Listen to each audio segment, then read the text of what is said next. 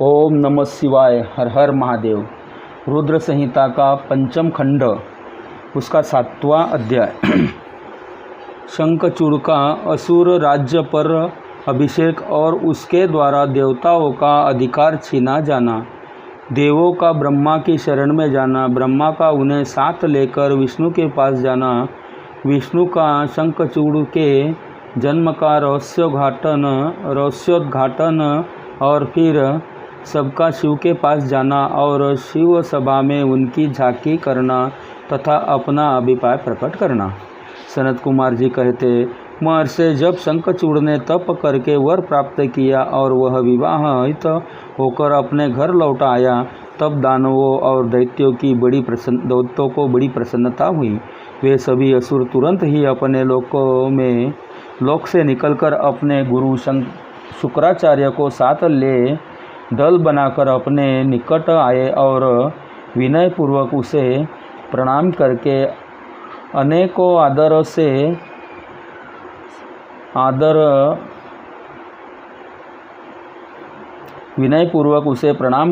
अनेकों प्रकार से आदर प्रदर्शित करते हुए उसका सत्वन करने लगे।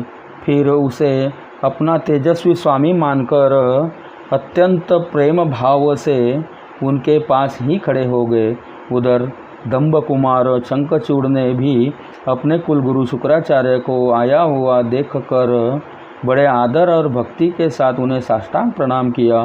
तदंतर गुरु शुक्राचार्य ने समस्त असुरों के साथ सलाह करके उनकी सम्मति से शंखचूड़ को दानवों तथा असुरों का अधिपति बना दिया।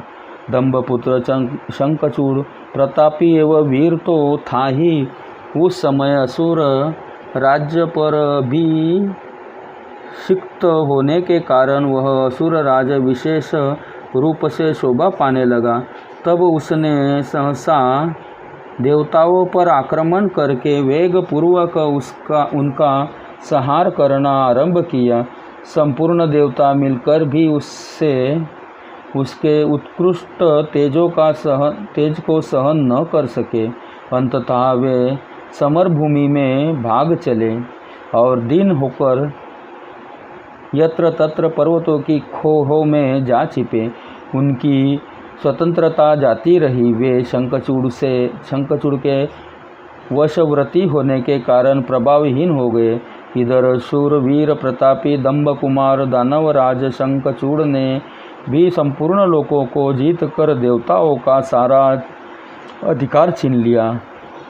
वह त्रिलोकी को अपने अधीन करके संपूर्ण लोकों पर शासन करने लगा और स्वयं इंद्र बनकर सारे यज्ञ भागों को भी हड़पने लगा तथा अपनी शक्ति से कुबेर, सोम, सूर्य, अग्नि, यम और वायु आदि के अधिकारों का भी पालन करने लगा। उस समय महान बल पराक्रम से संपन्न महावीर शंखचूड़ समस्त देवताओं, असुरों, दानवों, राक्षसों, गंधर्वों, नागों, किन्नरों, मनुष्यों तथा त्रिलोकी के अन्याय प्राणियों का एक छत्र सम्राट था।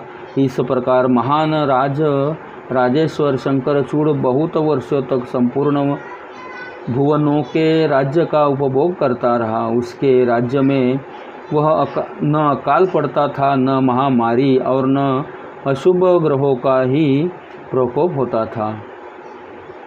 आदि व्याधि भी अपना प्रभाव नहीं डाल पाती थी। यह सारी प्रजा सदा सुखी रहती थी। पृथ्वी बिना जोते ही अनेक प्रकार के धान्य उत्पन्न करती थी। नाना प्रकार की औषधियाँ उत्तम फलों और रसों से युक्त थी। उत्तम मणियों की खदानें थी। समुद्र अपने तटों पर निरंतर ढेर के ढेर रत्न बिखरते रहते थे। वृक्षों में सदा फल फूल लगे रहते थे। सरिताओं में सुस्वाद नीर बहता रहता था। देवताओं के अतिरिक्त सभी जीव सुखी थे। उनमें किसी प्रकार का विकार नहीं उत्पन्न होता था। चारों वर्णों और आश्रमों के सभी लोग अपने अपने धर्म में स्थित थे। इस प्रकार जब वह त्रिलोकी का शासन कर रहा था। उस समय कोई भी दुखी नहीं था, केवल देवता भ्रातु द्रोहवश दुख उठा रहे थे। मुने महाबली शंखचूड़ गोलोक निवासी श्री कृष्ण का परम मित्र था। साधु स्वभाव वाला वह सदा श्री कृष्ण की भक्ति में निरत रहता था। पूर्वशाप वश उसे दानव की योनि में जन्म लेना पड़ा था, परंतु दानव होने पर भी उसकी बुद्धि दानव सी नहीं थी। प्रिय व्यास जी, तदंतर जो पराजित होकर राज्य से हाथ धो बैठे थे, वे सभी सूरगण तथा ऋषि परस्पर मंत्रणा करके ब्रह्मा जी की सभा को चले। वहां पहुंचकर उन्होंने ब्रह्मा जी का दर्शन किया और उनके चरणों में अभिवादन करके फिर आकुलता पूर्वक अपना सारा वृत्तांत उन्हें कह सुनाया। तब ब्रह्मा उन सभी देवताओं तथा मुनियों को ढाढ़स बांधकर उन्हें साथ ले सत्पुरुषों को सुख प्रदान करने वाले वैकुंठ लोकों को चल पड़े। वहां पहुंचकर देवगणों सहित ब्रह्मा ने रमापति का दर्शन किया। उनके मस्तक पर किरीट सुशोभित था, कानों में कुंडल झलमला रहे थे और कंठ वनमाला से विभूषित था। वे चतुर्भुज देव अपनी चारों भुजाओं में शंख, चक्र, गदा और पद्म धारण किए हुए थे। श्रीवीर ग्रह पर पीताम्बर शोभा दे रहा था और सनंदनादि सिद्ध उनकी सेवा से नियुक्त थे। ऐसे सर्वव्यापी विष्णु की झांकी करके ब्रह्मा आदि देवताओं तथा मुनीश्वरों ने उन्हें प्रणाम किया और फिर भक्ति पूर्वक हाथ जोड़कर वे उनकी स्तुति करने लगे। देवता बोले, सामर्थ्यशाली वैकुंठाधिपते, आप देवताओं के भी देव और लोकों के स्वामी हैं। आप त्रिलोकी के गुरु हैं। श्री हरे, हम सब आपके शरणापन्न हुए हैं। आप हमारी रक्षा कीजिए। अपनी महिमा से कभी च्युत न होने वाले ऐश्वर्यशाली त्रिलोकेश, आप ही लोकों के पालक हैं। गोविंद, लक्ष्मी आप में ही निवास करते हैं और आप अपने भक्तों के प्राण स्वरूप हैं। आपको हमारा नमस्कार है। इस प्रकार स्तुति करके सभी देवता श्री हरि के आगे रो पड़े। उनकी बात सुनकर भगवान कृष्ण विष्णु ने ब्रह्मा से कहा,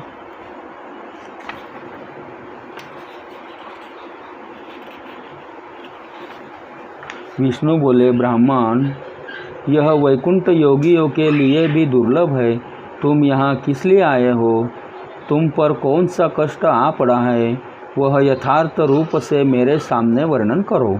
सनत कुमार जी कहते हैं, मुने श्री हरि का वचन सुनकर ब्रह्मा जी ने विनम्र भाव से फिर सिर झुकाकर उन्हें बारंबार प्रणाम किया और अंजलि बांधकर परमात्मा विष्णु के समक्ष स्थित हो देवताओं के कष्ट से भरी हुई शंखचूड़ की सारी करतूत कह सुनाई। तब समस्त प्राणियों के भावों से ज्ञाता भगवान श्री हरि उस बात को सुनकर हंस पड़े और ब्रह्मा से उस रहस्य का उद्घाटन करते हुए बोले। श्री भगवान ने कहा, कमल योनि, मैं शंखचूड़ का सारा वृत्तांत जानता हूँ। पूर्व जन्म में वह महातेजस्वी गोप था जो मेरा भक्त था और उसके वृत्तांत से संबंध रखने वाले इस पुरातन इतिहास का वर्णन करता हूँ। सुनो, इससे किसी प्रकार का संदेह नहीं करना चाहिए। वह भगवान शंकर सब कल्याण करेंगे। गोलोक में मेरे ही रूप श्री कृष्ण रहते हैं। उनकी श्री राधा नाम से विख्यात है। वह जग जननी तथा प्रकृति की परोत्कृष्ट पांचवी मूर्ति है। वही वहाँ सुंदर रूप से विहार करने वाली है। उनके अंग से अद्भुत बहुत से गोप और गोपियाँ भी वहाँ निवास करते हैं। वे नित्य राधा कृष्ण का अनुवर्तन करते हुए उत्तम उत्तम क्रीड़ाओं में तत्पर रहते हैं। वही गोप इस समय शंभु के इस लीला से मोहित होकर शापवश अपने को दुख देने वाली दानवी योनि को प्राप्त हो गया है। श्री कृष्ण ने पहले से ही रुद्र के त्रिशूल से उसकी मृत्यु निर्धारित कर दी है। इस प्रकार वह दानव देह का परित्याग करके पुनः श्री कृष्ण पार्षद हो जाएगा। देवेश, ऐसा जानकर तुम्हें भय नहीं करना चाहिए। चलो हम दोनों शंकर की चरण में चले, वे शीघ्र ही कल्याण का विधान करेंगे। अब हमें तुम्हें तथा समस्त देवों को निर्भय हो जाना चाहिए। सनत कुमार जी कहते हैं, मुने यो कहकर ब्रह्मा सहित विष्णु शिवलोकों को चले।